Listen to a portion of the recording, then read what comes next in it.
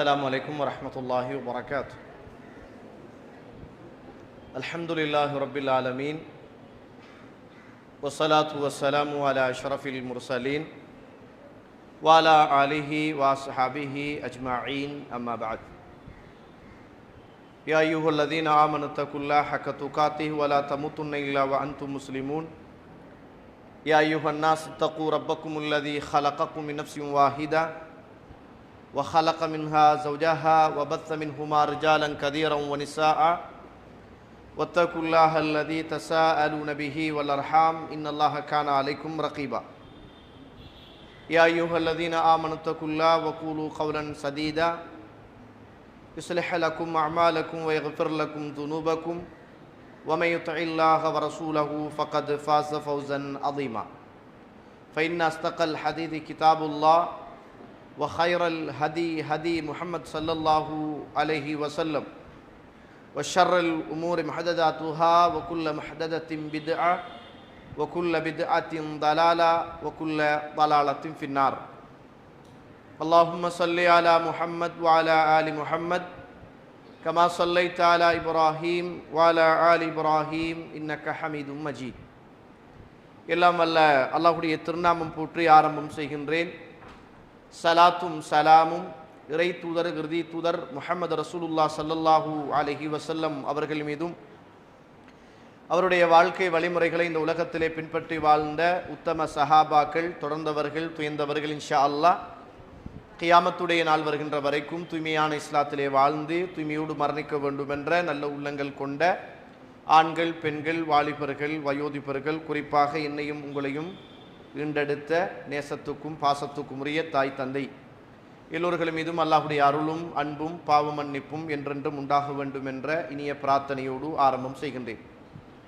கண்ணியத்துக்குரிய மாணவிகளே, ஒரு மிக முக்கியமான ஒரு நேரம், பசியுடைய நேரம், சாப்பாட்டை எதிர்பார்க்கிற ஒரு நேரம். காலையில் இருந்து 2-3 நிகழ்ச்சிகளில் கலந்து கொண்டு சாப்பிட்ற நேரத்திலும் ஒரு நிகழ்ச்சியா என்று ஏங்கி தவிக்கிற ஒரு நேரம். வெயிலும் கொட்டன்னு கொட்டுது.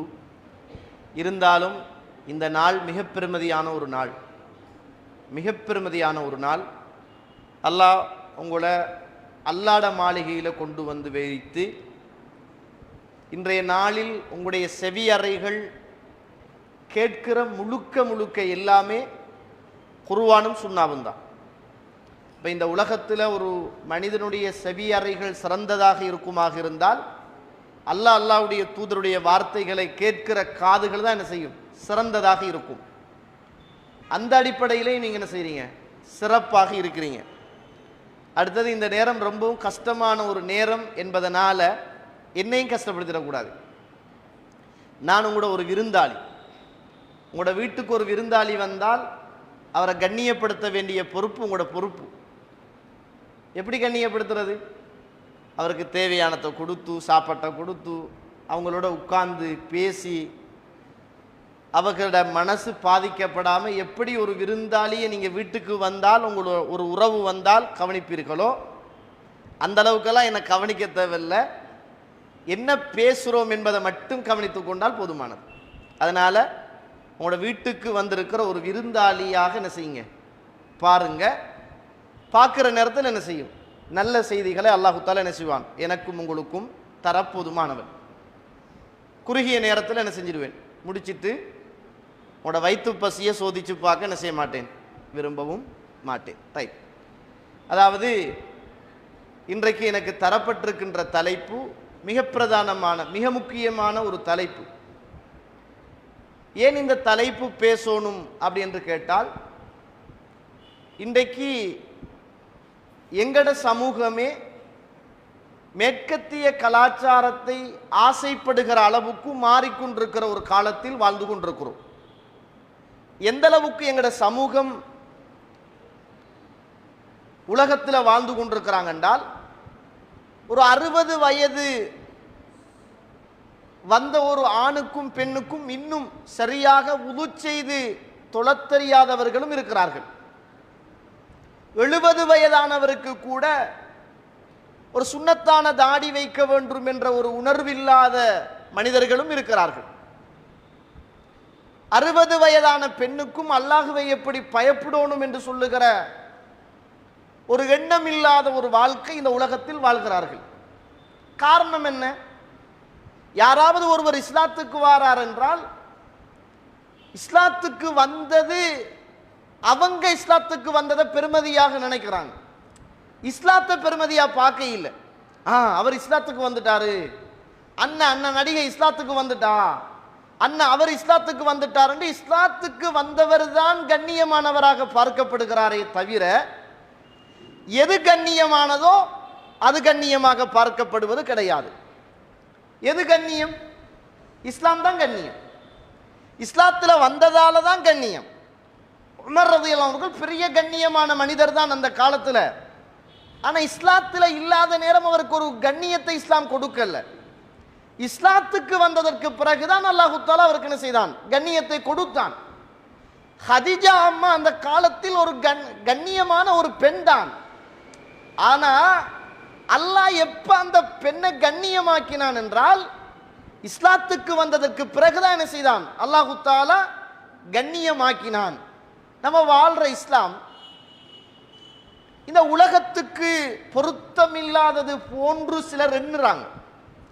ஆண்களும் சரி, பெண்களும் சரி, வாலிபர்களும் சரி, யுவதிகளும் சரி, ஒரு மனசுல ஒரு தோற்றப்பாடு என்னன்னு கேட்டால் நம்ம வாழ்ற இந்த இஸ்லாம் அல்லது நம்ம பின்பற்ற இந்த மார்க்கம் இந்த உலக வாழ்வுக்கு ஒரு பொருத்தமற்றது மாதிரி கருதுகிறார்கள், அல்லாஹ் அருள் செய்தவர்களை தவிர. இது எதுக்கு பொருத்தம் என்றால் மௌத்துக்கு பின்னால் உள்ள வாழ்வுக்குத்தான் பொருத்தம் அப்படின்னு நினைக்கிறாங்க.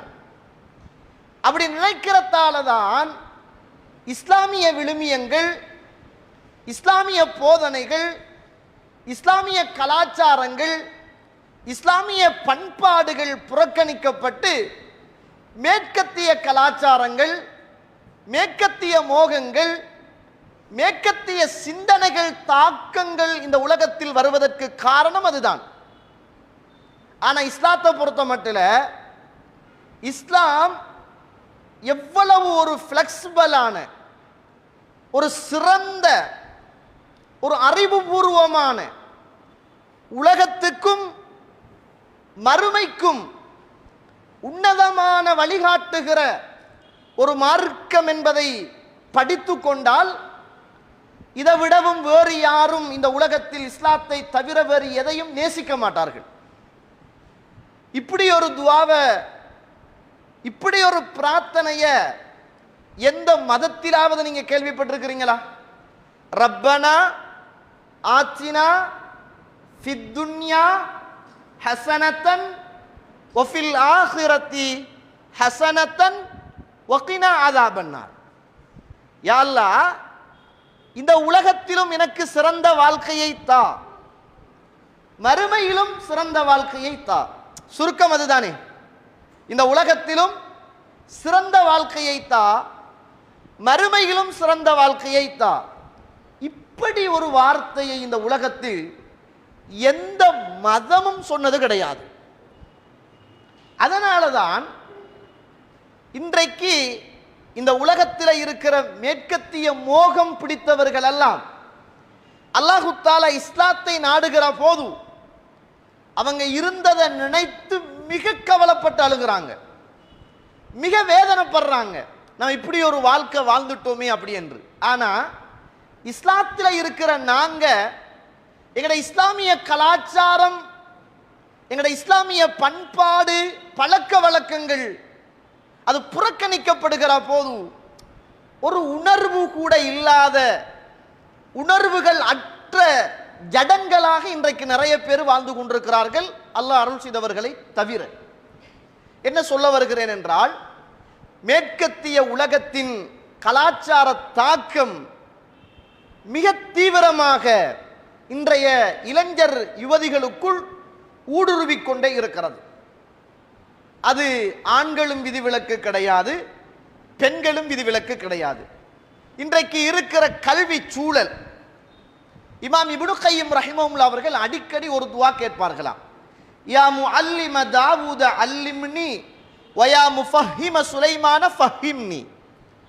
தாவூதுக்கு அறிவை கற்றுக் கொடுத்தவனே எனக்கும் அறிவை கற்றுத்தா, சுலைமானுக்கு விளக்கத்தை கொடுத்தவனே எனக்கும் விளக்கத்தை தா. அப்படி என்று இமாம் இப்னு கையிம் ரஹ்மத்துல்லாஹி அவர்கள் அடிக்கடி அல்லாஹ் கிட்ட கேட்பாங்களாம். அறிவு என்பது அல்லாஹ்ட புறத்தில் இருந்து வார உண்டு. ஆனா அறிவை தேட போய் நம்முடைய சமூகம் மேற்கத்திய அனாச்சாரத்தை இன்றைக்கு தன்னுடைய கலாச்சாரமாக மாற்றி கொண்டிருக்கிறார்கள். அல்லாஹு தாலா ரசூலுல்லாஹ்வை பத்தி அனுப்பின நோக்கத்தை பத்தி சொல்ற நேரம் குர்ஆன்ல பாருங்க, சூரத்துல் ஜுமுஆ 2வது வசனம். அல்லாஹு தாலா சொல்லுகிற போது, அல்லாஹு தாலா பஅஸ ஃபில் உம்மியீன், அவரை உம்மியான நபியாக அல்லாஹு தாலா அனுப்பினான். உம்மின்னா என்ன? உம்மாவோடு சேர்ந்தவர். அதாவது பிள்ளை பிறந்தா எப்படி தாயோடு பிள்ளை இருக்குமோ ஒன்றும் தெரியாத உம்மா பிள்ளைன்னு சொல்லுவோமே, உம்மா பிள்ளை, உம்மா சொல்றதான் செய்யும், உம்மா சொல்றதான் கேட்கும், இது உம்மா பிள்ளை அப்படின்னு சொல்லுவோமே. அல்லாஹ் உம்மி நபி, உம்மி நபி என்றால் பஅஸ ஃபில் உம்மியீன், எழுத வாசிக்க தெரியாத என்பது அல்ல அதனுடைய அர்த்தம். உம்மிண்டா தாயோடு சேர்ந்த பிள்ளை.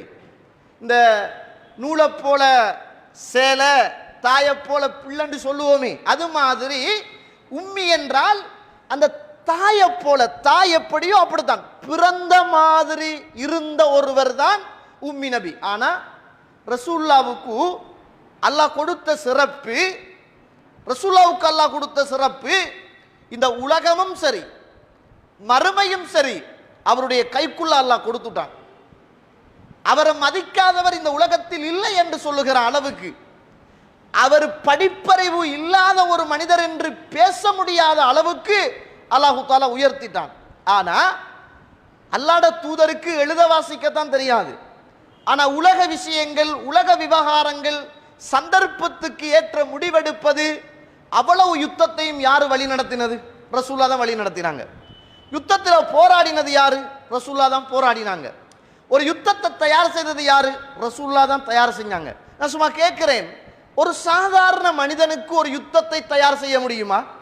ஒரு நாட்டை பிடிக்க முடியுமா? ஒரு சமூகத்தை உருவாக்க முடியுமா? ஒரு பெண்கள் சமூகத்தை மாற்ற முடியுமா? கடவுள் என்று கண்முன்னே கையெடுத்து கும்பிட்டு வந்த எத்தனையோ கலாச்சாரங்களை எல்லாம் இது அனாச்சாரங்கள் என்று மாற்ற முடியுமா? அவர் ரசூலுல்லாஹ் மாற்றினாராக இருந்தால், அவர் உம்மி நபியாக இருந்து இந்த உலகத்தில் அவர் எதை சாதித்தார் என்றால், ரசூலுல்லாஹி ஸல்லல்லாஹு அலைஹி அவர்கள் இந்த உலகத்தில் தண்ட பணிக்குள் இருந்து கொண்டு பிற சமூகத்தை தன்னுடைய மார்க்கத்துக்குள் அழைத்துக் கொள்ளுகிற ஒரு நல்ல சிறந்த அழைப்பாளராக இந்த உலகத்தில் இருந்தார்கள். இன்றைக்கு நம்மட பிள்ளைகளும் தான், ஆண் பிள்ளைகளும் சரி, பெண் பிள்ளைகளும் சரி, யுவதிகளும் சரி, இளைஞர்களும் சரி, நல்லா ஆரம்பத்திலிருந்து படிக்கிறாங்க. படிக்கிற நேரம் நல்லா ஓஎல் ஏஎல் எல்லாம் படிக்கிறாங்க. எப்ப இவங்களுடைய டேர்னிங் பாயிண்ட் அப்படி என்று கேட்டால், இந்த யூனிவர்சிட்டி கலாச்சாரம் வரும், அல்லது இந்த ஓஎல்ல ஒரு கலாச்சாரம் வரும், அல்லது ஏஎல்ல ஒரு கலாச்சாரம் வரும். நமக்கு நம்மட நாட்டில் இந்த நாடு மாஷா அல்லாஹ் சில வெளிநாடுகளை விடவும் சிறப்பான சலுகைகளை தந்த ஒரு நாடு. எங்களுக்கு தனியான ஸ்கூல் இருக்குது, பெண்களுக்கு தனியான ஸ்கூல் இருக்குது, தனியான ஆடை இருக்குது, பெண்களுக்கு தனியான ஆடைகள் இருக்குது. அவங்க தான் கட்ட கவுனோட திரிவாங்க. நம்மெல்லாம் மாஷா அல்லாஹ் ஃபர்தா போடலாம், நம்மெல்லாம் ஜீன்ஸ் உடுக்கலாம், நம்ம உடம்புகளை மறைக்கலாம், ஃபேஸ் கவர் பண்ணலாம். நம்ம வாழ்ற நாடு இன்னும் ஒரு பௌத்த நாடு என்று சொல்கிறோம். அவ்வளவு சலுகையும் இருக்கிறது. ஆனா சலுகையை பயன்படுத்த நம்ம ரெடி இல்லை. ஆனா நம்ம எதை பயன்படுத்துறோம் என்றால், மேற்கத்திய மோகம், மேற்கத்திய கலாச்சாரம், அறிவு என்ற போர்வையில், அறிவு என்ற போர்வையில் அல்லது உயர் கல்வி என்ற போர்வையில் தான் இருந்த இடத்தை மறந்து ஒரு மனுஷனை நீங்க சிலை வணங்குறவனாக மாத்தணும் என்றால் உங்களால முடியாது. யாருக்காவது நம்மளை இப்ப யாராவது கூப்பிட்டு ஒரு ஹிந்து சகோதரரோ அல்லது ஒரு பௌத்த சகோதரரோ இதுல இருக்கிற யாராவது உங்களை இந்த சிலையை வணங்க வைக்க இயலும் என்றால், ரத்தத்தால் எழுதி நான் தருவேன், யாரும் நீங்க சிலையை வணங்க மாட்டீங்க. ஏன்னா உங்களுக்கு அவ்வளவு வெறுப்பானது அது. இஸ்லாம் அவ்வளவு இனிப்பானது, நீங்க அந்த பக்கம் போக மாட்டீங்க. அது நரகம் என்று தெரியும். ஆனால் மேற்கத்திய இந்த உலகம் உங்களை எப்படி தெரியுமா தூண்டுது? ஆண் பெண் கலப்பை உருவாக்குது, படிப்புல இன்ட்ரெஸ்ட்டை உருவாக்குது, மொழி ரீதியான தொடர்பாடலை உருவாக்குது. அந்த நேரத்தில் உங்களுக்கு திரைமறைவு இல்லாத ஒரு உணர்வுக்குள் உங்களை உள்ளாக்குது. பாடத்தில் ஒன்று சேர்றீங்க, படிப்புல ஒன்று சேர்றோம், பண்பாட்டில் ஒன்று சேருகிறோம், பழக்க வழக்கங்களில் ஒன்று சேருகிறோம். பழக்க வழக்கங்கள் டெவலப் ஆகிறது. பழக்கம் மாறி மாறி காலப்போக்கில் இரண்டு பேருடைய உள்ளங்களுக்குள்ளும் இருக்குகிற உணர்வுகள் தூண்டப்படுகிறது. தூண்டப்படுகிற நேரம் ஒரு அந்நிய ஆணை ஒரு இஸ்லாமிய சகோதரி சும்மா நேசிக்க ஆரம்பிக்கிறாள். அந்த நேசம் காதலாக மாறுகிறது. காதல் தலைக்கடிக்கிறது. காதல் தலைக்கடித்தவுடன் மார்க்கம் மறந்து போகிறது, இஸ்லாம் மறந்து போகிறது, தாய் தந்தை மறந்து போகிறாள், வாழ்ந்த வீட்டு சூழல், நாட்டு சூழல், ஊட்டு சூழல் மறந்து போகிறது. அத்துணையையும் மறந்துவிட்டு இன்றைக்கு எத்தனையோ அல்லாஹ் அருள் செய்தவர்களை தவிர இஸ்லாமிய பெண்கள் மாற்று மத கலாச்சாரத்தை பின்பற்றக்கூடிய எத்தனையோ இந்துக்களையும் பௌத்தர்களையும் கிறிஸ்தவர்களையும் இன்றைக்கு திருமண பந்தத்தில் சந்தித்துக் கொண்டு சர்வ சாதாரணமாக சிலை வணங்க மாட்டேன், அது பெரிய பாவம் என்று நினைத்த பெண்களெல்லாம் மேற்கத்திய சிந்தனையின் தாக்கம் விரும்பியோ வெறுத்தோ ஒரு சிலை வணங்குகிறவனுக்கு ஒரு மனைவியாக அல்லது அவனுடைய இந்திரியத்தை சுமக்குகிற ஒரு கர்வரையாக கேவலமான ஒரு பெண்களாக இன்றைய சமூகத்தில் நானும் நீங்களும் அறியாதது எதுவும் கிடையாது என்று சொல்லுகிற அளவுக்கு ஏராளம் தாராளம். ஆனா நம்மளை கூப்பிட்டு இதை வணங்குங்கண்டா வணங்க மாட்டோம், இதுக்கு கும்பிடுங்கண்டா கும்பிட மாட்டோம், இதுக்கு மாலை போடுங்கண்டா போட மாட்டோம், இதுக்கு பன்னீர் வையுங்கண்டா வைக்க மாட்டோம், இதுக்கு மனக்குச்சு கொளுத்துங்கண்டா கொளுத்த மாட்டோம். அவ்வளவு தெளிவோடு இருக்கிறோம்.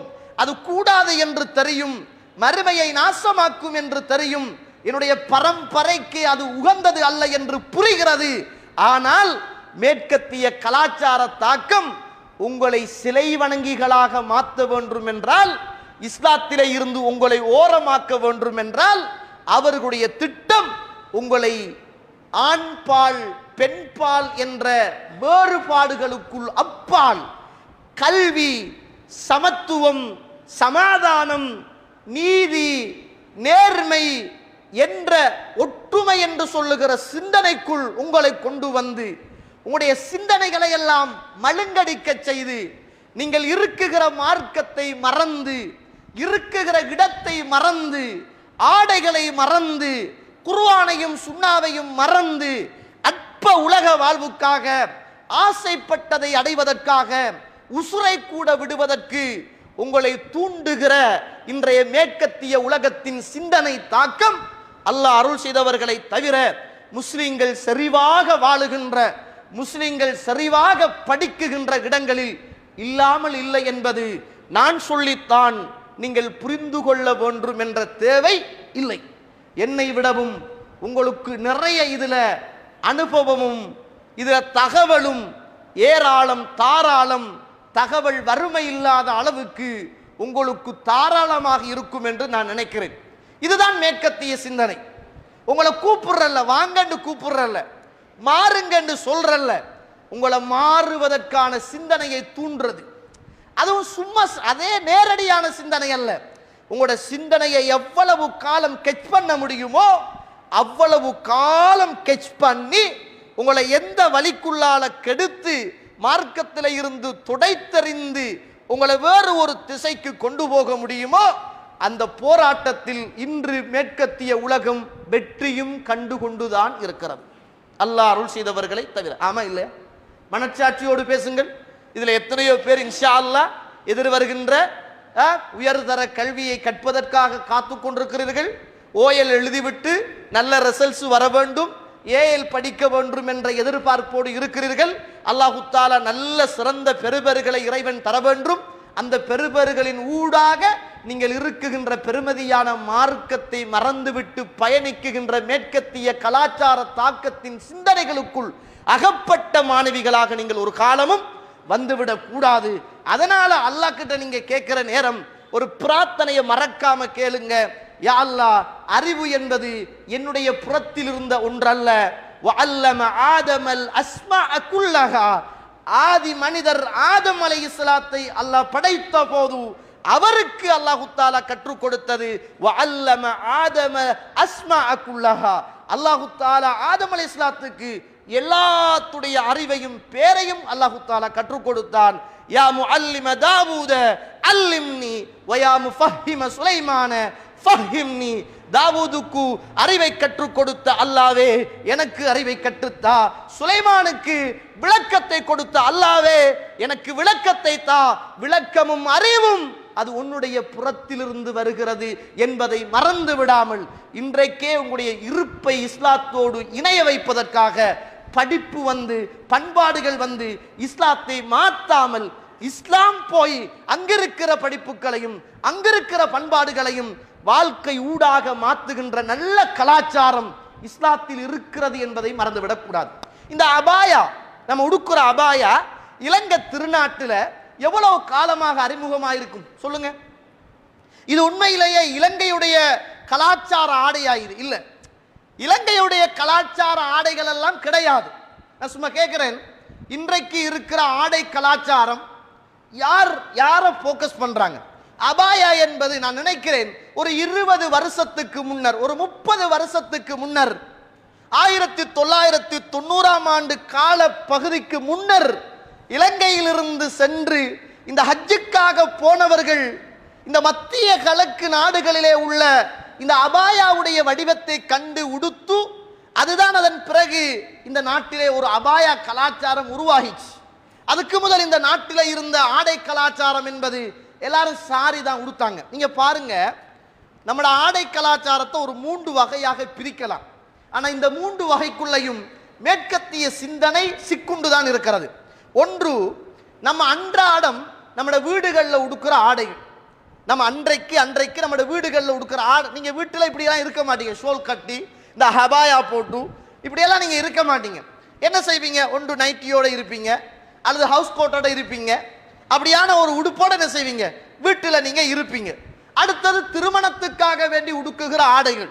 அது இன்றைக்கு யாரு அடிக்கிறாங்க, யாரு கொண்டு வந்து சேர்க்கிறாங்க, யாரு விளம்பரப்படுத்துறாங்க, யாரு வாங்குறாங்க, யாரு தன்னுடைய மானம் மரியாதை இழந்து போகிற அளவுக்கு இன்றைக்கு அதுல மோகத்தோடு இருக்கிறாங்க என்பது தாராளம் ஏராளம் அந்த சிந்தனை தாக்கம் சமூகத்தில் இருக்கிறது.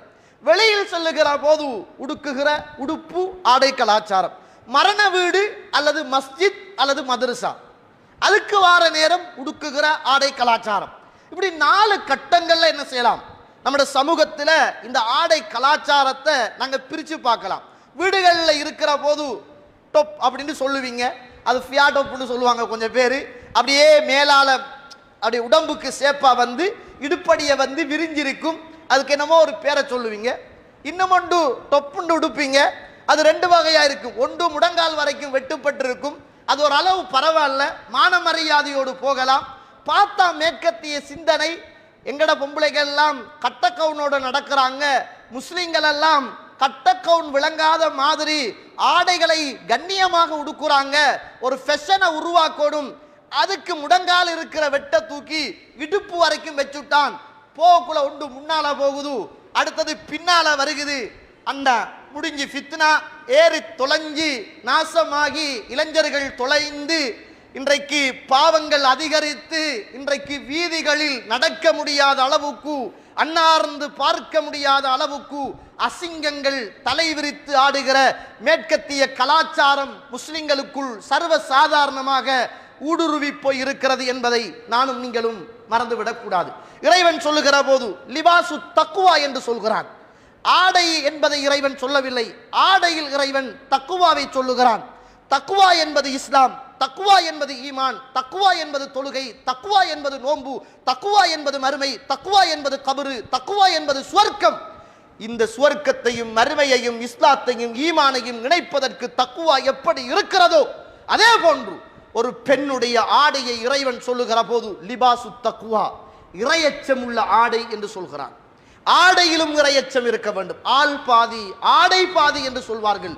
இஸ்லாம் அரைவாசி என்றால் நாம் உடுக்குகிற ஆடை இன்னும் ஒரு அரைவாசியாக இந்த உலகத்தில் இருக்குமாக இருந்தால்தான் நாங்கள் மறுமையில தப்பிக்கொள்ளலாம் என்பதை நானும் நீங்களும் மறந்துவிடக் கூடாது. இப்படி ஒரு உடுப்பை இன்றைக்கு சமூகம் போட்டுட்டு அது இடுப்பு வரைக்கும் வெட்டி வச்சிருக்குது, அதில் போட்டுக்கிட்டு இன்றைக்கு ஒரு சமூகம் என்ன செய்யுது. அடுத்து ஸ்லிம் ஸ்கர்ட் என்னமோன்னு சொல்றீங்க, அந்த ஃபிட்டா போடுற லெகின் அதை போட்டா சுபஹானல்லாஹ் அது இனி சொல்ல இயலாத அளவுக்கு அது சில நேரம் நரம்பு தளர்ச்சிகளையும் கொண்டு வந்து சேர்த்துடுமோ என்று யோசிக்கிற அளவுக்கு அவ்வளவு ஃபிட். இந்த ஜீன்ஸ் இன்று பொடியனைகள் போடுறானேல், அன்றைக்கு ஒரு பொடியனை பார்த்தேன் காலுக்குள்ள சொபிம்பேக்க வச்சுக்கிட்டு ட்ரௌசரை புத்திக்கிட்டு நிற்கிறான்.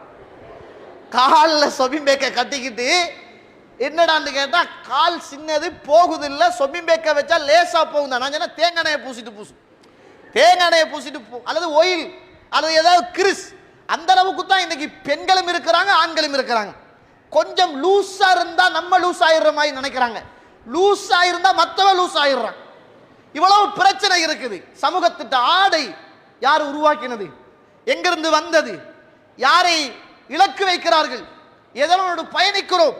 நல்ல உடுப்பை உடுத்து கீழே உடுக்கிற உடுப்பு ஆக மோசமான உடுப்பாக மாறி போய் இருக்குது. அதுலேயும் ரெண்டு இருக்குது. இன்னும் ஒன்று என்னது பிளாசோன்னு சொல்றாங்க, அது மாஷால கொஞ்சம் பரவாயில்லை விளங்கிச்சானே, அது கொஞ்சம் காலுக்கு ஒரு 2-3 பேர் உடுக்கிற மாதிரி கொஞ்சம் விசாலமா இருக்குது.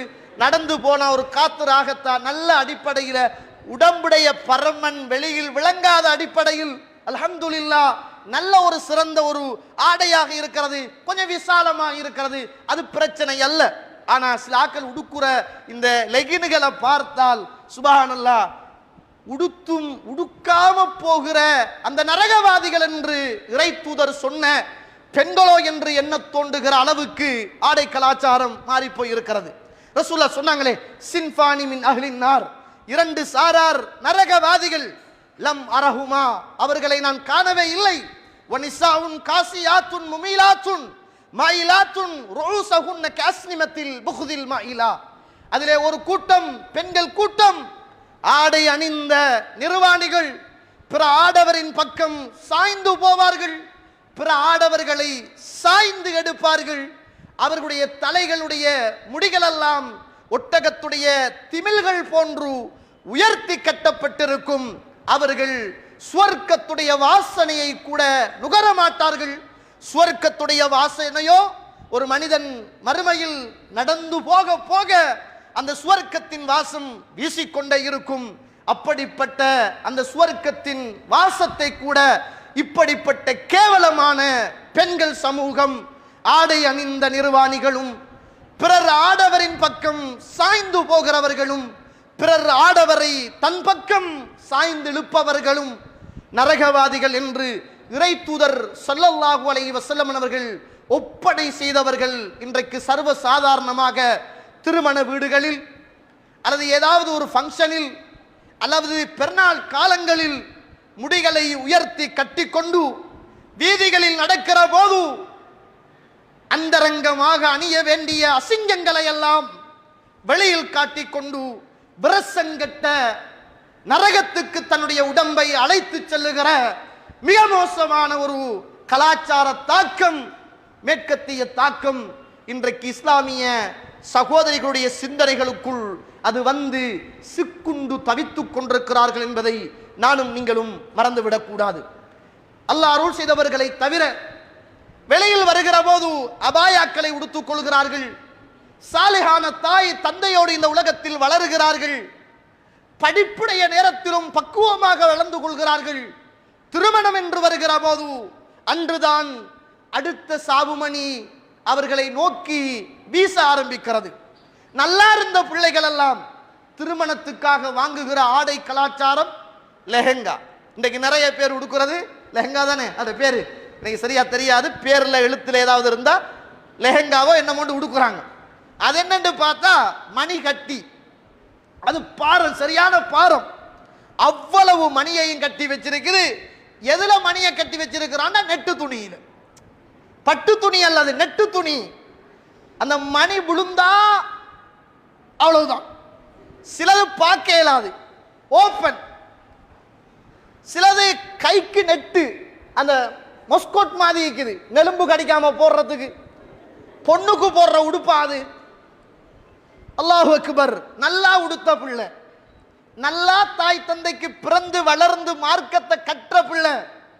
சிலாக்கள் கல்யாணத்தில் போய் பார்த்தா இது சிங்களாக்களா, பௌத்தர்களா, இந்துக்களா, கிறிஸ்தவர்களா, முஸ்லிம்களா என்று அடையாளம் காண முடியாத அளவுக்கு இன்றைக்கு மேற்கத்திய கலாச்சார தாக்கம் நல்லா வளர்ந்த ஈமானை சுமந்த பிள்ளைகளுக்குள் ஏராளம் தாராளம் இன்றைக்கு மேற்கத்திய கலாச்சார தாக்கங்கள் மாறி போயிருக்கிறது. இதுக்கு பெரிய காரணம் என்ன அப்படி என்று கேட்டால், இன்றைக்கு இருக்கிற ஒரு சினிமாவும் இதற்கு ஒரு காரணம்தான், ஃபேஸ்புக்கும் இதற்கு ஒரு காரணம்தான், டிக்டாக்கும் இதுக்கு ஒரு காரணம்தான். நல்லா இருந்த பிள்ளைய கொண்டு போய் இந்த கொஞ்சம் பேர் திரிகிறானே ஊர்ல, கிறுக்கு பிடிச்சி திரிகிறானே, அவன் யாருன்னு கேட்டா என்னடா அவனோட தொழில்னு கேட்டா யூடியூபரா. அவன் போற ஒரு ஹோட்டல்ல ஃப்ரீயா தின்னுட்டு நல்லா இல்லாத சாப்பாடையும் நல்லா இருக்குன்னு சொல்ற, அதுல மியூசிக்கையும் சேர்க்கிற. நேத்து முந்தநாத்து உண்டு பார்க்கிறேன், ஒருவன் இருக்கிறான், இந்த பக்கத்துல தான் இருக்கிறான், கொழும்புக்கு போறது, ஒரு பொம்பளை உடுப்பு எடுத்துட்டு போறான். எவ்வளவு மோசமான கலாச்சாரம், எப்படி சிந்தனை பாருங்க. ஒரு தமிழ் பொம்பளை ஒன்று உடுத்துட்டு போறான், செட்டிங் பெட்டாவுல சம்மங்கோட பள்ளிக்கு முன்னால. அவன் உடுத்துட்டு போக அவன் பார்த்து, ஹாய் நல்லா இருக்குதே இந்த உடுப்பு எங்க வாங்கினீங்கன்னு கேட்கிறான். அவன் இன்ன கடையில் விளம்பரப்படுத்துறான். அல்லாஹு அக்பர். எங்கட சமூகம் எங்க போயிட்டு? ஆம்பளைகள் சிலாக்களை போய் பார்க்கிறோம், அவன் லெஹங்காவை உடுக்குறான், உடுத்துட்டு காட்டுறான். ஆம்பளை பிள்ளைகள் உடுக்குறான். ரசூலுல்லாஹ் சொல்றாங்க, அல்லாஹ் சபிக்கிறான்னாங்க. அல்லாஹ்வுடைய சாபத்தை இன்றைக்கு விளம்பரத்துக்காக உடுக்குகிற ஆண்கள், ஆண்களுடைய உடுப்புகளை உடுக்குகிற பெண்கள் அல்லாஹ்வுடைய சாபத்தை பெற்றவர்களே. எங்கிருந்து வந்துச்சு இந்த கலாச்சாரம்? எங்கிருந்து இந்த பிச்சை வந்துச்சு? அல்லாஹுக்காக உங்கள்கிட்ட கெஞ்சி கேட்கிறேன், நீங்க திருமணம் முடிக்கிறதாக இருந்தா, குருடனா இருந்தாலும் செவிடனா இருந்தாலும் ஈமானோடு இஸ்லாத்தோடு பார்த்து முடிங்க. இந்த யூடியூபர் ஒரு கொஞ்சம் பேர் இருக்கிறானுங்கள், பிரபலியத்தை தேடுறானுங்கள். நீங்க மறைஞ்சு இவ்வளவு காலமும் கண்ணியமாக உங்களோட உம்மா வாப்பாவுடைய நல்ல மரியாதைக்காக வளர்ந்த பிள்ளைகள் நாளைக்கு அப்படியான மாப்பிள்ள மாறு உங்களை வந்து முடித்தால், அல்லாஹ் மீது ஆணையாக உங்களையும் ஒரு யூடியூபராக ஆக்கி, உங்களையும் விளம்பரப்படுத்தி அசிங்கப்படுத்தி, அறையில் இருந்த உங்களை எல்லாம் அம்பலத்தில் ஆக்க வைத்து உங்களை கேவலப்படுத்துவதற்கு என்று இன்றைக்கு கொஞ்சம் தொழிலாளர்கள் இன்றைக்கு சிந்தனையாளர்களாக புரட்சியாளர்களாக மாறிக்கொண்டிருக்கிறார்கள், அல்லாஹ் அருள் செய்தவர்களை தவிர. அதனால ரொம்ப கவனமா இருங்க, அல்லாஹ் கிட்ட துஆ கேட்டுக்கங்க. இதுதான் ஒரு மிக மோசமான ஒரு காலகட்டம் நிறைந்த, சோதனைகள் நிறைந்த ஒரு காலகட்டத்தில் வாழ்கிறோம். மேற்கத்திய சிந்தனைகள், இந்த யூடியூப், இந்த ஃபேஸ்புக், இந்த டிக்டாக், இந்த பப்ஜி கேம், இதெல்லாம் தனியே பேசணும். ஆனா நிறைய தெரியும். யோசிச்சு பாருங்கள், இன்றைக்கு நம்முடைய இஸ்லாமிய கலாச்சாரத்தை உடைத்தறிவதற்காக யூதர்களினால் திட்டமிட்டு நம்ம இருந்தாலும் நம்ம பாக்காட்டியும் கிளிக்கிய என்ன வருகிறது? யூடியூப்ல நல்லதை பார்க்கிறோம், கூகுள்ல நல்லதை பார்க்கிறோம், ஃபேஸ்புக்ல நல்லதை பார்க்கிறோம். அந்த நேரத்தில் என்ன வருது? கிளிக்கிய கொஞ்சம் கிளிக் பண்ணி பாரு, பண்ணித்தான் பாரு, அதுக்கு பிறகு நீயே உன்னை காண மாட்டியே என்று சொல்ற அளவுக்கு நம்ம நல்லா இருந்தாலும் நம்மளை நாசமாக்குற அளவுக்கு மிக மோசமான ஒரு கலாச்சாரம் இன்றைக்கு மாற்று மத கலாச்சாரங்கள், மேற்கத்திய கலாச்சாரங்கள். நல்லா வாழ்ந்த குடும்பத்துக்குள்ள எத்தனை பேரு இனம் தெரியாத, மொழி தெரியாத, நிறம் தெரியாத, மார்க்கம் தெரியாத, பண்பாடு தெரியாத, பழக்க வழக்கங்கள் தெரியாத, எல்லாவற்றையும் மறந்துவிட்டு ஓடி போன எத்தனையோ உறவுகள் இஸ்லாத்தை மறந்து இன்றைக்கும் வாழ்ந்து கொண்டிருக்கிறார்கள் என்பதை நானும் நீங்களும் மறந்து விடக்கூடாது. கண்ணியத்துக்குரிய சகோதரிகளே, மாணவிகளே, இந்த ஆடை கலாச்சாரம் மேற்கத்திய சிந்தனைகள் ஊடாக வந்தது. இன்னைக்கு இருக்கிற உடுப்புகளை பாருங்க, நீங்க மேல போடுற உடுப்பு கொஞ்சம் பரவாயில்ல, நல்ல கொட்டன், கொஞ்சம் கனமா இருக்குது. கீழே போறது ஆக மெல்லியதா இருக்கு. என்னடா இது? நாங்க எதை மறைக்கணுமோ அது கொஞ்சம் ரஃப்பா இருந்தா பரவாயில்ல. ரசூலுல்லாஹ் சொன்னாங்க, மெல்லிய ஆடைகளை உடுக்காதங்கன்னாங்க, உடம்புல ஒட்டின ஆடைகளை உடுக்காதங்கன்னாங்க, ஆண்களை போல பெண்கள் ஆடை அணிய கூடாது என்றாங்க. பெண்களை போல ஆண்கள் ஆடை அணிய கூடாதுன்னாங்க. ஆண்களை போல ஒப்பனை செய்கிற பெண்களும் பெண்களை போல ஒப்பனை செய்கிற ஆண்களையும் அல்லாஹ் சபிக்கிறான்னாங்க. அண்ணன் சலூன் வச்சிருந்தான், 2 மாசம் சலூன்ல வேலை, பியூட்டி சென்டர்ல வேலை, நான் என்னை பெண்ணாக உணர்கிறேன், மாறிட்டார். இந்த நாட்டில் அவனை கூப்பிட்டு அவளை கூப்பிட்டு நாட்டில் கிரீடம் அனுபவிச்சு அவங்களுக்கு பட்டி கொடுத்து நாய்ப்பட்டி மாதிரி ஒன்றை போட்டு இந்த நாட்டின் அங்கீகாரத்தோடு அழகு ராணியில் கலந்து கொள்ளுகிற அளவுக்கு இமைகளை எல்லாம் வெட்டி உதடுகளை எல்லாம் சுவப்பாக்கி ஆபரேஷன் செய்து பேச்சில மாத்தம், நடையில மாத்தம், எல்லாத்திலையும் மாற்றத்தோடு இந்த நாட்டின் சட்ட திட்டங்கத்தோடு இன்றைக்கு இஸ்லாத்தை மறந்து மாறி மிக கேவலமாக முஸ்லிம் சமூகத்திலே உள்ளவர்கள் மாறி போயிருக்கிற ஒரு காலகட்டத்தை பார்க்கிறோம். என்ற பேர் நியாசிண்டா ஒரே ஒரு அங்கால அரவு தான் கூடும், நியாசா மாறியாச்சு. அங்கால ஒரு ஆள் வந்துக்கிட்டு பானுண்டா நூனை விட்டாச்சு, பாண்டு நிற்கிறான். என்னையாவது ஒரு பேரை வச்சுக்கிட்டு தன்னை மாத்திரத்துக்கு இன்னைக்கு எங்கிருந்து வந்துச்சு? என்ன கலாச்சாரம்? இன்னைக்கு கொஞ்சம் பேர் இருக்கிறாங்க, மேற்கத்திய கலாச்சாரம். நாங்கள் இப்போ திருமணம் முடிக்கப்பட அவசரப்பட்டு நம்ம என்ன செய்வோம்னா பழகி பார்ப்போம், செட் ஆகினா இணைவோம், செட் ஆகலைன்னா விட்டுடுவோம். அதுக்கு ஒரு பேர் லிவிங் கெதர், ஒரு இடத்துல ஃப்ரீயா வாழ்றது. அசிங்கமா தெரியல இது? எவ்வளவு அனாச்சாரம், எவ்வளவு கேவலம். அவட சாப்பாட்டை கொண்டு வந்து தின்னுவா, இவர சாப்பாட்டை கொண்டு வந்து தின்னுவாரு. 2 பேரும் ஒண்டா இருப்பாங்க, ஒண்டா தூங்குவாங்க, ஆனா ஒண்டா வாழ்வாங்க. 1 வருஷம் 2 வருஷம் 3 வருஷம் கடக்கும். அதுக்கு பிறகு ரைட் எனக்கும் உனக்கும் செட் ஆகுது, ரைட் உமா பாப்பாட்ட சொல்லி கல்யாணம். அப்ப இடையில இருந்தது அது கல்யாணம் இல்லை, அது வேற பேரு, அது வேற பேரு. நம்மட நாட்டிலும் இந்த பண்பாடுகள், நம்மட நாட்டில் இந்த பேர் இல்லாட்டியும் இந்த காதல் என்று சொல்லுகிற பெயர் இதுதான் மறு வடிவம். எங்க இருந்து வந்துச்சு? மேற்கத்தியம். மேற்கத்தியத்தில் இருந்து இறக்குமதி செய்யப்பட்டது. அல்லாஹ் அருள் செய்தவர்களை தவிர எல்லா பல்கலைக்கழகங்களும் அல்ல, எல்லா மாணவ மாணவிகளும் அல்ல. அல்லாஹுவை பயந்தவர்கள், நல்லவர்கள், நல்ல ஆசிரியர்கள், நல்ல லெக்சர்கள் இருக்கிறார்கள். ஆனால் ஒரு சில இன்றைக்கு பேர்கள் இப்படியான வேலைகளை செய்து கொண்டு இன்றைக்கு இன்ன பேர்கள்ல இவ்வளவு காரியங்களை செய்கிறார்களாக இருந்தால் உண்மையில் இன்றைக்கு இந்த பேர்களின் ஊடாக மாற்று மத கலாச்சாரம், அதிலும் குறிப்பாக மேற்கத்திய கலாச்சாரம் நம்முடைய சமூகத்தில் அனாச்சாரங்களாக மாறிப்போயிருப்பதை நாங்கள் பார்க்கிறோம். அல்லாஹு தாலா அல் குர்ஆனில் இப்படி ஒரு வார்த்தையை சொல்கிறார். சூரத்துல் பக்ரா 120வது வசனம், வலன் தர்லா அன்கல் யஹூது வலன் நஸாரா ஹத்தா தத்தபிய மில்லத்தஹு. இந்த நசாராக்களும் இந்த யூதர்களும் இந்த கிறிஸ்தவர்களும் அவர்களுடைய மார்க்கத்தை பின்பற்றுகிற வரைக்கும் அவர்கள் பொருந்திக் கொள்ளவே மாட்டார்கள். உங்களை எப்பையும் இந்த கிறிஸ்தவ சமூகமும் இந்த யூத சமூகமும் உங்களை அழைக்க மாட்டாங்க. அவங்களோட ப்ரொடக்ஷனை உங்களோட சிந்தனைக்குள்ள போடுவாங்க, கூப்பிட மாட்டாங்க. ஷைத்தானும் அப்படித்தானே, பாவம் செய்யுங்கன்னு ஷைத்தான் பிரச்சாரம் செய்ய மாட்டான். ஜையனலஹு ஷைத்தான், ஷைத்தான் அழகுபடுத்தி காட்டுவான், அழகுல நீங்க மயங்கிடுவீங்க. அது மாதிரித்தான் இந்த யூதர்களும் இந்த கிறிஸ்தவர்களும் இந்த ஷைத்தானுடைய அடிவருடிகள் பாவத்தை உங்களோட சிந்தனையில அழகுபடுத்தி காட்டுவாங்க.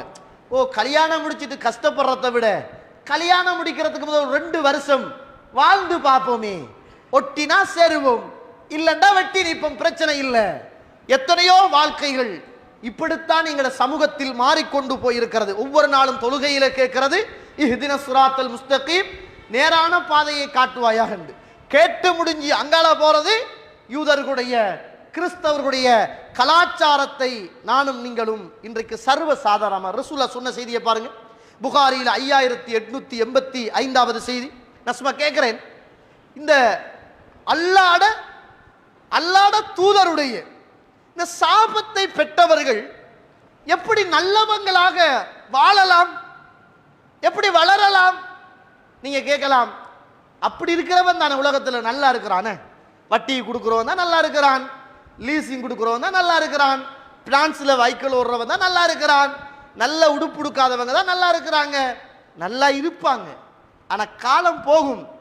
ஆனா பிறகு என்ன செய்யலாது, அவங்களால மாற முடியாத அளவுக்கு அல்லாஹு தஆலா அல்லாஹு தஆலா அப்படியே சீல் பண்ணிடுவான். ஒன்றை மட்டும் புரிஞ்சுக்கங்க, இந்த உலகத்துல நம்ம எதையும் இழக்கலாம். இந்த அழகு ஒரு நாள் இழந்து போகும், இருக்காது. இப்ப இருக்கிற அழகு இந்த கண்ணாடிக்கு முன்னாடி நின்று நீங்க ரசிச்சு ரசிச்சு பாக்குறீங்களே, மோப்பரவு பெருசா சின்ன நாடு பாக்குறீங்களே, நசிக்கிறதுக்கு பயந்து பயந்து நசிச்சா பரவிடுமான்னு பயப்படுறீங்களே, இந்த முகத்துல ஏதாவது ஒரு கோடு வந்தா உள்ளத்துல வந்த கோடு மாதிரி துடிக்கிறீங்களே, கொஞ்சம் கருப்பா இருந்தா ஏதாவது ஒரு கிரீமை போட்டு வெள்ளையாக ஆக மாட்டோமான்னு நினைக்கிறோமே, இந்த அழகெல்லாம் ஒரு நாளைக்கு அழிஞ்சிடும், கலர் மாறிடும், தோற்றம் மாறிடும், பார்வை குண்டிடும், எல்லாமே போயிடும். வாழ்க்கையில எடுக்க முடியாத ரெண்டே தான் இருக்கும். ஒன்று, இஸ்லாம் நம்மளை விட்டு போயிட்டும் என்றால் உலக வாழ்க்கையும் நாசம், மறுமையும் நாசம். நம்ம கடத்துகிற நேரம், நீங்க அடுத்த நேரத்தை தான் நீங்க எடுக்கிறீங்களே தவிர, நீங்க இப்ப யாரு நினைச்சாலும் நீங்க 15 வயசுக்கு போக இயலாது. இப்ப நீங்க யாரு நினைத்தாலும் 15 வயசுக்கு உங்களால போக இயலாது. போனது தான்.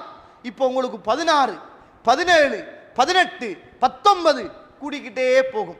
இந்த ரெண்டும் வாழ்க்கையில மீட்டி எடுக்க முடியாத ஒன்று. அல்லாஹு தஆலா இந்த உலகத்தில் நமக்கு தந்த இஸ்லாம் இருக்குதானே, அது உலகத்துக்கும் பொருத்தந்தான், மறுமைக்கும் பொருத்தந்தான். பாருங்க, உதாரணத்துக்கு சொல்றேன், நீங்க புரிஞ்சு கொள்ளணும் எவ்வளவு பிளெக்சிபிளான மார்க்கம் இஸ்லாம். நம்ம என்னத்துக்கு மேற்கத்திய சிந்தனையில நம்மட இஸ்லாத்தை கொண்டு போய் அடகு வைக்கணும். உங்களுக்கு தொலையலாதா, நின்றுக்கிட்டு தொலையலாதா, உட்கார்ந்து தொழுங்க.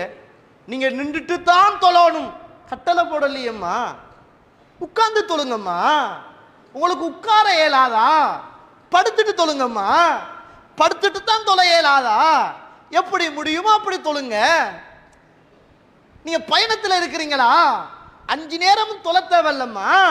நீங்க பயணத்தில் சுருக்கி தொழுங்க, சேர்த்து தொழுங்க. நீங்க பயணத்தில் இருக்கிறீங்களா, பசி வருகுதா, நோம்ப விட்டுடுங்க, கஷ்டப்படாதங்க. நோயாளியாக இருக்கிறீங்களா, நோம்ப பிடிக்கத்தான் வேணும் என்ற கடமை இல்லம்மா, விட்டுடுங்கடா, வேறொரு நாளைக்கு நீங்க பிடிங்க. எவ்வளவு பிளெக்சிபிளான மார்க்கம், சுப்ஹானல்லாஹ். இதை விட இந்த உலகம் இப்படி ஒரு மார்க்கம் இருக்குமா? இந்த உலகத்துல இவ்வளவு ஒரு சிறந்த மார்க்கமா, இவ்வளவு ஒரு சிறப்பா? நீங்க பாவம் செய்றீங்களா, தவறு செய்றீங்களா, பாவம் என்று உணர்றீங்களா, செய்த தப்ப நீங்க மனம் வருந்துறீங்களா? இந்த உலகத்தில் இப்படி ஒரு மார்க்கத்தை யாராலும் காண முடியாது. நீங்கள் செய்த பாவத்துக்கு அல்லாஹ்விடத்தில் நீங்கள் தௌபா செய்தால், நீங்கள் செய்த பாவத்தை அல்லாஹ் நன்மையாக அல்லாஹ் ஆக்கி தருகிறான். நீங்க குடிச்சீங்களா, தப்பு செஞ்சீங்களா, தவறு செய்தீர்களா, மனம் வருந்துகிறீர்களா, மறுமை நாசமாகிடுமே, கபரு மறுமை சுவர்க்கம் இல்லாமல் போயிடுமே, உணர்றீங்களா? அல்லாஹ் கிட்ட கேளுங்க. யுபத்திலுல்லாஹு ஸய்யியாத், அல்லாஹ் உங்களுடைய பாவங்களை எல்லாம் ஹஸனாத், நன்மைகளாக ஆக்கி தாரானம்மா. என்ன ஃபிளெக்சிபிளான மார்க்கம், சுப்ஹானல்லாஹ். இவ்வளவு அழகான, இவ்வளவு தெளிவான, இவ்வளவு உன்னதமான, இவ்வளவு லேசான இந்த மார்க்கம் நமக்கு சுமையாக இருக்கும் என்றால் நம்முடைய தலைக்குள் ஏதோ மேற்கத்திய சிந்தனை இருக்குது என்பது அடையாளம். இந்த உலகத்தில் ஃபாத்திமா ரலியல்லாஹு அன்ஹா உலகத்துல மௌத்தா, இன்றைக்கும் நம்மட மனசுல நீங்க தானே ஃபாத்திமா நாயோட சின்ன பிள்ளை, நீங்களா அவங்களா சின்ன பிள்ளை? நீங்க தானே சின்ன பிள்ளை. அவ எவ்வளவு காலம் வாழ்ந்து மௌத்தா போய்த்தாங்க. ஆனா நம்மட மனசுக்குள்ள இன்னும் குட்டியான குழந்தையாக அல்லாஹ்வுடைய தூதருடைய மகள் ஃபாத்திமா என்று சொல்ற நேரம் பெரிய பெண்கள் மாதிரி கற்பனை கூட பண்ண முடியலையே. ஹதிஜாண்டா பெருசா விளங்குது, ஆயிஷாண்டா யுவதியா விளங்குது, ஃபாத்திமாண்டா சிறுமியா தானமா மனசுக்குள்ள தோண்டுது. இந்த ஃபாத்திமா ரலியல்லாஹு அன்ஹா அல்லாஹ்வுடைய தூதருக்கு பின்னர் மரணித்த ஒரே ஒரு பிள்ளை, அப்படிதானே? ரசூலுல்லாஹ்வுக்கு முன்னால எல்லா பிள்ளைகளும் மௌத்தா போய்த்தாங்க, ரசூலுல்லாஹ்வுக்கு பின்னால மௌத்தாகின ஒரே ஒரு பிள்ளை தான் ஃபாத்திமா ரலியல்லாஹு அன்ஹா. சுப்ஹானல்லாஹ். சுவர்க்கத்துடைய தலைவி, சுவர்க்கத்துடைய தலைவி, அல்லாஹ்வுடைய தூதருடைய ஈர கொழுந்து, சின்ன வயதில் மரணித்து போனவர். மரண நேரத்தில் தனக்கு பக்கத்தில் உள்ள ஒரு சகோதரியை பார்த்து சொல்றாங்க, அஸ்மா பின்த் உமைஸ் ரலியல்லாஹு அன்ஹா, அபூபக்கர் சித்தீக் அவர்கள் முடித்திருந்தார்கள். அவ பார்த்து சொல்றாங்க, எனக்கு பக்கத்தில் இருந்து நீங்க என்ன கவனிச்சுக்கங்க, எனக்கு ஏதாவது ஹெல்ப் பண்ணுங்க. எல்லாத்தையும் பக்கத்தில் இருந்து அவங்க தான் பார்த்து கொண்டாங்க, அவங்க தான் கேட்டுக்கொண்டாங்க, அவங்க தான் மருத்துவம் செஞ்சாங்க. அவங்கள்ட்ட சொன்னாங்க, நான் மௌத்தாகின அம்மா, நீங்க என்ன நீங்களே குளிப்பாட்டுங்க, நீங்களே கஃன் செய்யுங்க அப்படியே சொன்னாங்க. சொல்லிட்டு மௌத்தாகிற தருணத்தில் அவர் சொன்ன வார்த்தை, இந்த மாநாட்டில் ஒவ்வொரு இந்த மாணவிகளுடைய உள்ளத்திலும் பொன்னெழுத்துக்களால் எழுதி கொள்ளுங்கள் சொன்னார்கள். நான் மரணித்தால் என்னுடைய ஜனாசாவை இப்படியே ஒரு தட்டில வைத்து தூக்கிட்டு போகாதங்க. இப்ப நீங்க ஹரத்துல பார்த்தா இப்படியே தட்டில வச்சு ஜனாசாக்களை தூக்கிட்டு போவாங்க. நம்மட ஊர்ல என்ன செய்வாங்கன்னா, ஜனாசாவுக்கு ஒரு மூடி போடுவாங்க, அதுக்கு மேல புடகை போட்டு மறைச்சு கொண்டு போவாங்க. சொன்னாங்க ஃபாத்திமா அம்மா, நான் மரணித்து விட்டால் என்னை அப்படியே தட்டில வைத்து நீங்கள் ஒத்தடியாக தூக்கி செல்லாதீர்கள், ஏதாவது எனக்கு மூடுங்க. நான் மௌத்தாகியதன் பிறகும் என்னுடைய உடம்பை இப்படி தூக்கிட்டு போவதை நான் விரும்பவில்லை, என்னை மறைத்து எப்படியாவது கொண்டு போய் அடக்கம் செய்யுங்கள் என்றார்கள். இஸ்லாமிய வரலாற்றில் முதலாவதாக ஜனாசாவுக்கு மூடி போடப்பட்டது ஃபாத்திமா ரலியல்லாஹு அன்ஹா அவர்களுடைய ஜனாசாவில் தான் முதலாவதாக அந்த மூடி சிஸ்டமே உருவாயிற்று என்பதை மறந்துடக்கூடாது. சுவர்க்கவாதியாக வாழ்ந்து, அல்லாஹ்வுடைய தூதருடைய மகளாக வாழ்ந்து, தன்னிகள் சுமந்து இந்த காட்சிப்பட்ட அடையாளங்களோடு இந்த உலகத்தில் தன்னை அர்ப்பணித்த அந்த உயர்ந்த தாய், அந்த உயர்ந்த சகோதரி, அந்த உயர்ந்த சிறுமி நம்முடைய உள்ளத்தில் இன்றும் உணர்வுகளோடு வாழ்ந்து கொண்டிருக்கின்ற அந்த உன்னதமான மங்கை இந்த உலகத்தில் மரணிக்கிற நேரத்தில் கூட என்னுடைய ஆடைகளோ என்னுடைய உடம்புகளோ பிற ஆடவர் பார்த்து விடக்கூடாது என்பதில் கவனமாக இருந்தார்களாக இருந்தால் இந்த மாநாட்டில் எழுதி வைத்துக் கொள்ளுங்கள், நான் என்னதான் படித்து எவ்வளவுதான் பெரிய பட்டதாரியாக மாறினாலும் இன்ஷா அல்லாஹ் என்னுடைய சிந்தனை தாக்கம் மேற்கத்திய கலாச்சார தாக்கத்திலே இருந்து முற்று முழுதாக மாறி என்னுடைய அறிவும் ஆற்றலும் உணர்வும் ஈமானும் இந்த மார்க்கத்தை வளர்க்குகிற நல்ல பண்பாடு உள்ள நல்ல இடத்துக்கு இன்ஷா அல்லாஹ் அழைத்து வருகிற ஒரு சிறந்த ஆசிரியையாக இருந்து ஒரு தாயியாக, ஒரு சிறந்த தாயியாக இருந்து ஒரு தாயியாவாக, ஒரு சிறந்த வீட்டு பெண்ணாக இருந்து நல்ல சிறந்த ஒரு தாயியாவாக என்ன துறையில் நீங்கள் பேர் போனாலும் இன்ஷா அல்லாஹ் மரணம் வரைக்கும் என்னுடைய மார்க்கம் என்ற துறையிலே நான் கடைசி வரைக்கும் இந்த மேற்கத்திய சிந்தனை தாக்கத்திலே இருந்து பாதுகாப்பு பெற்று இஸ்லாத்தோடு வாழ்ந்து மரணிக்க வேண்டும் என்ற அந்த நல்ல சந்தர்ப்பத்தை இந்த மாநாட்டில் உறுதியாக நீங்க எடுத்துக்கொள்ளுங்கள். அதுதான் இங்கு நீங்க வந்து போவதற்கான ஒரு மாற்றம் இன்றைக்கு அதனுடைய நோக்கமாக இருக்கிறது என்பதை மறந்துவிடக்கூடாது. இறுதியாக இவ்வளவு நேரம் நான் பேசினேன், நீங்க கேட்டீங்க, இப்ப நீங்க பேசணும், நான் கேட்கிறேன். நான் பேசினது மேற்கத்திய தாக்கம் சம்பந்தமாக 1-2 தான், ஆனால் கொண்டு வந்தது பலது, நேரம் குறுகியது. நான் இப்போ தான் பார்த்தேன், நேரமும் போயிடுச்சு. இது இல்லாத இந்த சமூகத்தில் நீங்கள் காணுகிற மேற்கத்திய சிந்தனை அல்லது கலாச்சார தாக்கங்களாக அடையாளப்படுத்த முடியுமாக இருந்தால் எதை அடையாளப்படுத்தலாம்? இந்த பக்கம் உண்டு, எதை அடையாளப்படுத்தலாம்? கொஞ்சம் சத்தமா. பேர்த்டே கேக் இன்னைக்கு சமூகத்தில் இருக்கிற இதுல யாரும் விதிவிலக்கு இல்லை. இந்த பேர்த்டே என்று சொல்லுகிற, ஆனா கேக்கு விற்கிறவனும் விற்கிறான், மெழுகுதிரியையும் ஊற்றி விற்கிறான், என்ன செரி ஆப்பிளையும் போட்டு விற்கிறான், என்ன டிசைன்ல வேணுமோ அவ்வளவத்தையும் போட்டு சீனிக்காரனும் தின்றுட்டு சன்னி பிடிச்சு போய் படுக்கிறான். பேர்த்டே கேக், கிழவிக்கும் பேர்த்டே, குமரிக்கும் பேர்த்டே, மொண்டசரில் படிக்கிற பிள்ளைக்கும் பேர்த்டே. ஆனால் 2 பேர்த்டே இருக்குது. ஒன்று மௌத்தாய் நாக்களை கொண்டாடுற பேர்த்டே, அதுக்கு ஆடறுத்து கோழி அறுத்து கத்தம் மோதி கொண்டாடுற பேர்த்டே, உசுரோட இருக்கிறாங்களுக்கு கேக்கு வெட்டி கொண்டாடுற பேர்த்டே. இது 2 மார்க்கத்தில் இல்லாதது. அந்த பேர்த்டே கலாச்சாரம் மேற்கத்திய கலாச்சாரத்தில் இருந்து வந்தது.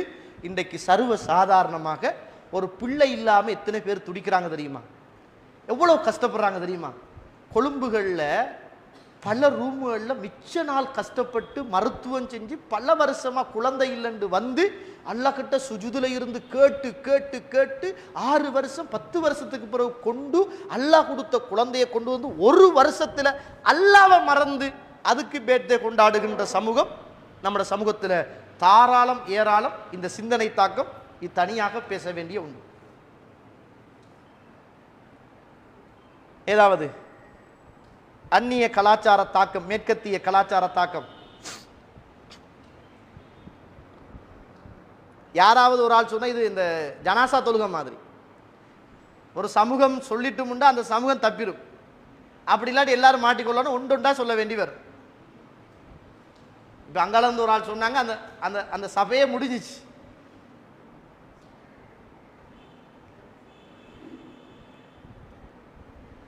வேற ஆமா ஒன்றும் இல்லை.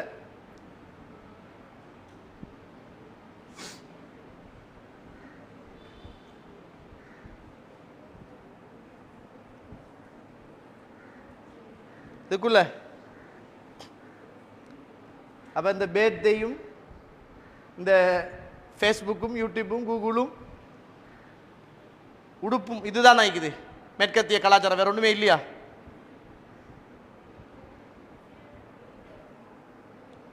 அது இந்துக்களுடைய கலாச்சாரம்.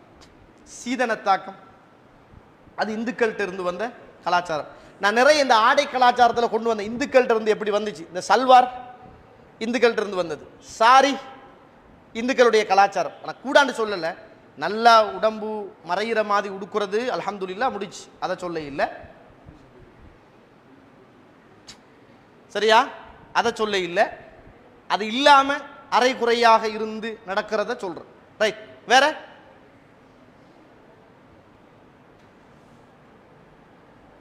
தொங்கல்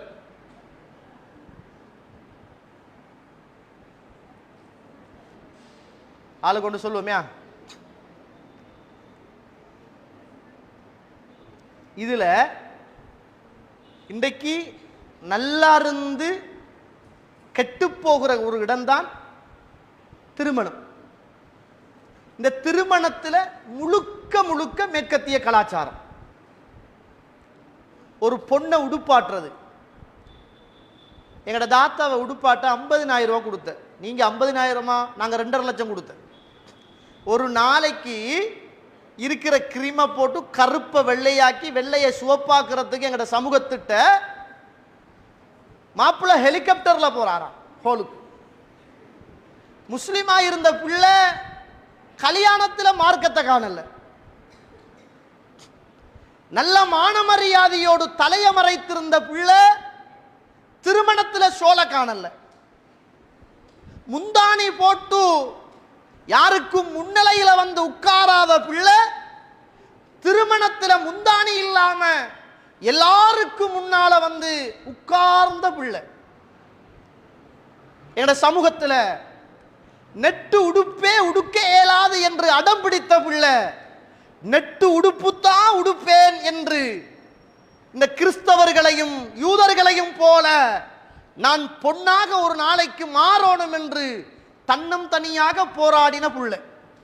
எத்தனையோ பேர் இன்றைக்கு நல்லா வாழ்ற சமூகத்தில் இந்த இஸ்லாத்துக்குள்ள இருந்து கொண்டு பேரு மட்டும்தான், அதுல அடிக்கிற அந்த வெட்டிங் கார்டு இருக்குதானே, பாரக்கல்லாஹு லக வ பாரக அலைக வ ஜமஅ பைனகுமா ஃபீ கைர். உனக்கு எங்க உண்ட வாழ்க்கையில கைர் வரப்போகுது, ஷர்ரு தான் வரும், கைர் இருக்காது. காட்டுல மட்டும்தான் பாரக்கல்லாஹு லக வ பாரக அலைக. அதை நடத்துறதுக்கு ஒரு பள்ளிவாசல், அதை நடத்துறதுக்கு ஒரு ஹஸ்ரத், அந்த கல்யாணத்தில் ஃபாத்தியாவோட இன்னும் ஒரு ஆள், சுப்ஹானல்லாஹ். இப்படிப்பட்ட கல்யாணத்துக்கு எப்படி போறது? சாப்பிட்றதுக்கு ஒரு சமூகம், பின்னால புடவைய இருக்கிற நெட்ட பூவை சிலிப்பர கொத்த எல்லாத்தையும் தூக்குறதுக்கு ஒரு குமரிகள் கூட்டம். என்னடா இது தெரியலையே. அசிங்கம் பிடிச்ச கலாச்சாரமே. அல்லாஹ்வுடைய தூதரும் திருமணம் முடித்தார்களே, அல்லாஹ்வுடைய தூதருடைய பிள்ளைகளும் திருமணம் முடித்ததே. இஸ்லாம் எவ்வளவு எளிமையானது, எவ்வளவு அழகானது. உண்ட அழக உண்ட மாப்பிள்ளையை தவிர வேற யாருக்கும் காட்டக்கூடாது. நீங்கள் எல்லாம் முத்துக்கள் போன்றவர்கள், பெண்கள் எல்லாம் முத்துக்கள் போன்றவர்கள். முத்து என்பது ஒரு கல்லுத்தான். அந்த கல்லு ரோட்டில் கிடந்தா வெறும் கல்லு, சிப்புக்குள்ள மறைந்திருந்தால் தான் அது முத்து. அல்லாஹ் உங்களை எல்லாம் முத்தாக பார்க்கிறான். நீங்க செத்து வாழணும் என்று நினைத்தா இறைவன் என்னதான் செய்வான்? உங்களை மூடி வாழ சொல்றான், அழக மறைச்சு வாழ சொல்றான். நீங்க எல்லாருக்கும் ஒரு பொது சொத்து அல்ல, ஒரு சிலருக்கு மாத்திரம் உரிமையான சொத்து. அதனால திருமணத்துல இந்த நிம்மதியை இழந்து பரக்கத்தை தேர்றதை விடவும் இப்படிப்பட்ட கலாச்சாரத்தில் இருந்து நம்மளை பாதுகாத்து கொள்ள வேண்டிய தேவை எல்லாருக்கும் இருக்குது. அதனால இப்ப நம்ம எல்லாம் கேட்கக்குள்ள அவுளியாக்கள் மாதிரி கேட்போம். அந்த இடம் வரக்குள்ளதான் என்ன செய்யறோம், மாறி போறோம். இப்ப பள்ளிவாசல் சூழல், மர்க்கசுடைய சூழல், ஈமானிய சூழல், குர்ஆன் வசனத்துடைய சூழல். இப்ப நமக்கெல்லாம் ஒரு ஈமான் லுஹர் தொழுதுட்டு இப்ப மாஷா அல்லாஹ் சாப்பாடும் தர போறாங்க, அசரும் தொழுவோம், அசருக்கு பிறகு நிகழ்ச்சி, அதுக்கு பிறகு நிகழ்ச்சி, ஒரு பக்தி பரவசத்தோடு இந்த இடத்துல இருப்போம். இதை விட்டு போய் வீட்டுக்கு போய் இன்னும் ஒரு வருஷம் 2 வருஷம் போனதற்கு பிறகு அல்லாஹ் அருள் செய்தவர்களை தவிர எழுதி கொள்ளுங்கள், இதிலும் எத்தனையோ பேர்களை மேற்கத்திய சிந்தனை தாக்கம் கொள்ளை இருக்கிறது என்பதை என்ன செய்யக்கூடாது, மறந்துவிடக் கூடாது. என்ன கொஞ்சம் பேசட்டான்னு சொல்லித்தாங்க. இந்த பிள்ளைகள முகத்தையெல்லாம் பார்த்தோட பசி மாதிரி விளங்குது எனக்கு. அதனால இந்த மேற்கத்திய தாக்கத்தில் இந்த பெண்களை சோடிக்கிறது இது இஞ்சால பரவாயில்லை. கொழும்புகளில் நடக்கிற கூத்து அது சொல்லி வேலை, நடக்கிற ஹோல் அது வேற. இப்ப கேள்விப்பட்டா இஞ்சாலே அப்படி கொழும்பை விட மோசமாயிட்டு. இஞ்சால அங்கால சல்லிக்காராக்கள் இருக்கிறாங்கன்னு அப்படி ஒரு பாட்டி. இப்ப பார்த்தா இஞ்சாலையும் என்ன செய்யுது, சில நல்லா மார்க்கத்தை தெரிந்தவர்கள் கூட இந்த விஷயத்துல கல்யாணம் ஒரு தரம் தானே, மௌத்தும் ஒரு தரம் தான், என்ன கல்யாணம் ஒரு தரம் தானே என்று என்ன செய்யற மர தௌபா செய்யறதானே அப்படின்னு கொஞ்சம் பேர் எண்ணம். காலம் இல்லாம என் பிள்ளை உடுக்க போதும், காலம் இல்லாம என் பிள்ளை கல்யாணம் நடக்க போதும், அல்ல காலமெல்லாம் கல்யாணம் நடக்க வச்சுட்டுருவான். என்ன நல்லா நடந்த கல்யாணம் எத்தனையோ உடைஞ்சு போனதும் உண்டு, பேசாம நடந்த கல்யாணம் எத்தனையோ உருப்படியாக இன்னும் வாழ்வதும் உண்டு.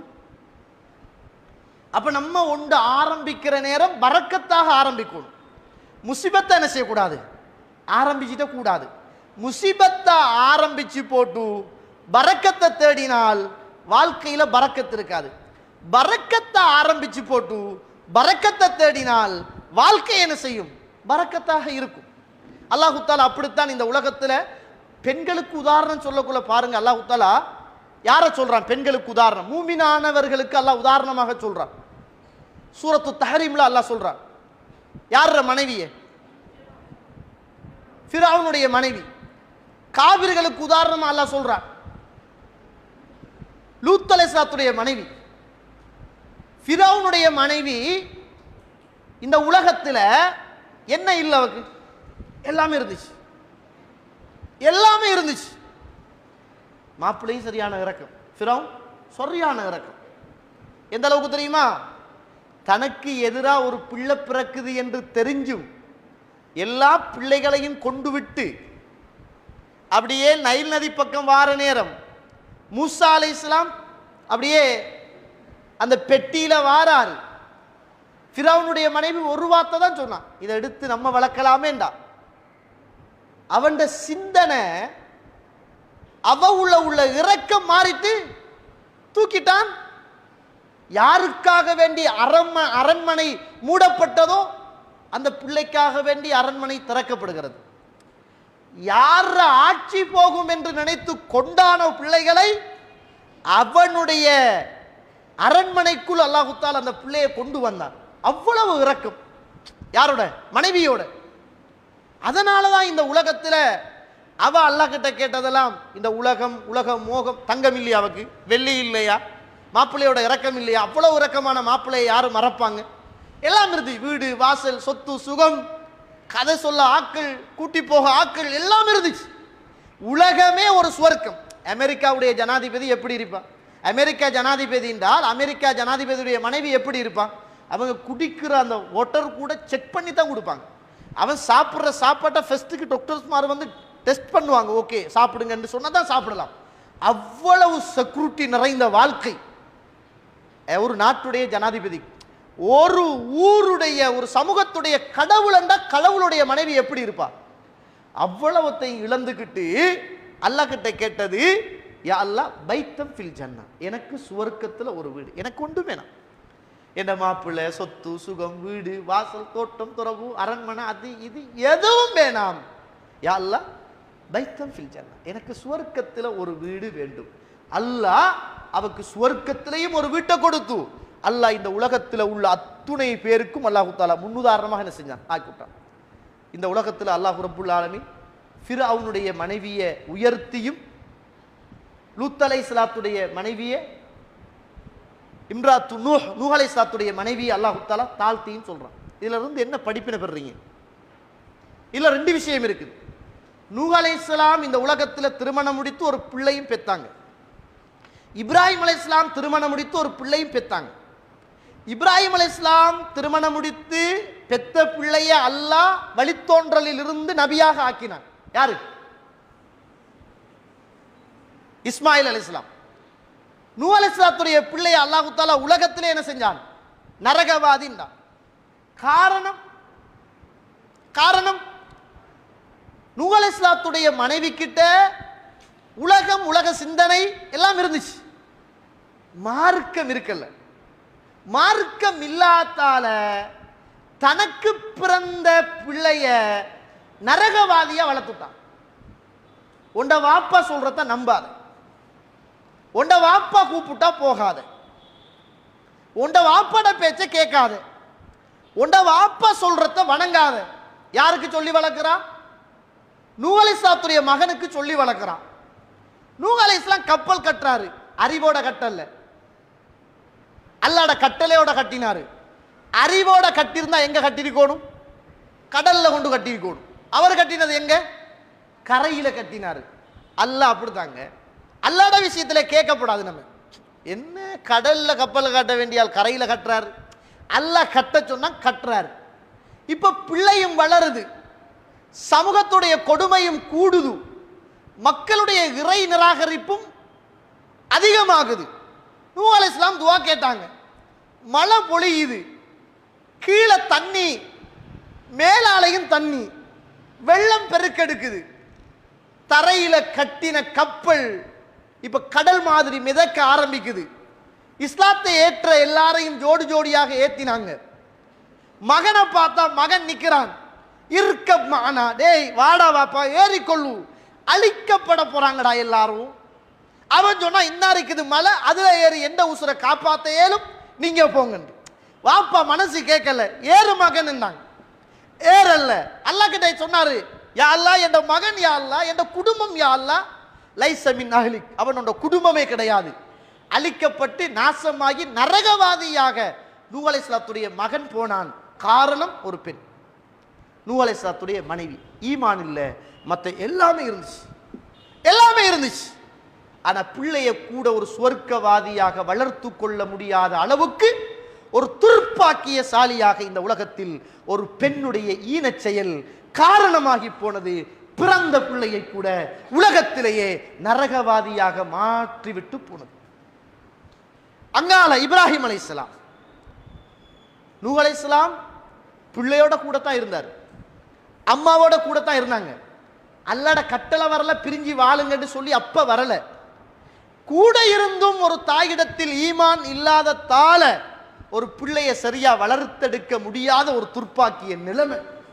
அங்கால பிள்ளை கிடைக்குது, பல வருஷம் வயசு போய்த்தான். மலக்கு வந்து சொன்னாங்களா, உங்களுக்கு பிள்ளை கிடைக்க போதுன்னு. வயசு போன காலத்துல சிரிச்சாவா, நமக்கெல்லாம் எங்க பிள்ளை கிடைக்க போதுன்னு சிரிச்சாவா. யாரு? இப்ராஹிம் அலைஹிஸ்ஸலாத்துடைய மனைவி சிரிச்சாவா. அல்லாஹ்ட ஏற்பாடு கிடைக்கும் அப்படி என்று சொல்லிட்டு போயிட்டாங்க. கிடைச்சிச்சு. கிடைச்ச பிள்ளைய மிச்ச நாள் வச்சு கொஞ்சம் கிடைக்கல, விட்டார். அல்லாஹ்ட கட்டளை, மனைவியையும் தாயையும் மனைவியையும் பிள்ளையையும் கொண்டு போய் விட்டாரு. இன்றைக்கு இருக்கிற கஅபாவுல விட்டுட்டு போனவர் வரவே இல்லை. 3 கட்டம் தான் வந்து பார்த்தாரு. மகனையும் மனைவியையும் வந்து பார்க்கிறாரு 3 தடவை. விட்டுட்டு போனவர் தான். என்ன ஏது சாப்பாடு ஒன்றுமில்லை. ஆனா அந்த அம்மா கிட்ட உலகம் இல்லை, சாப்பாடு இல்லை, வீடு வாசல் சொத்து சுகம் ஆடை ஒன்றுமே இருக்கல்ல. அல்லாஹ்வுடைய இந்த ஈமான் மாத்திரம் உள்ளத்தில் இருந்தது. ஊடில்லையே, அது சொந்த ஊடில்லையே. காபா ஒரு கட்ட செஞ்சிச்சு. மாஷா அல்லாஹ், ஒரு நபியாக மாறி வந்துச்சு. யோசிங்க, யார்கிட்ட ஈமான் இருந்து உலகம் இல்லையோ அவங்களோட குடும்பம் இந்த உலகத்தில் உருப்படும். யாரிடத்தில் ஈமான் இந்த உலகத்தில் ஈமான் மட்டும் இல்லாமல் உலகம் இருக்கிறதோ இந்த உலகத்தில் வேணும்னு அவங்க நல்லவங்க மாதிரி இருக்கலாம். ஆனால் உலகமும் நாசம், மறுமையும் நாசம் என்பதை புரிந்து கொள்ளுங்கள். அல்லாஹ் ரப்புல் ஆலமீன் இந்த மாநாட்டில் கலந்து கொண்ட உங்களை எல்லாம் கடைசி வரைக்கும் இறுதி வரைக்கும்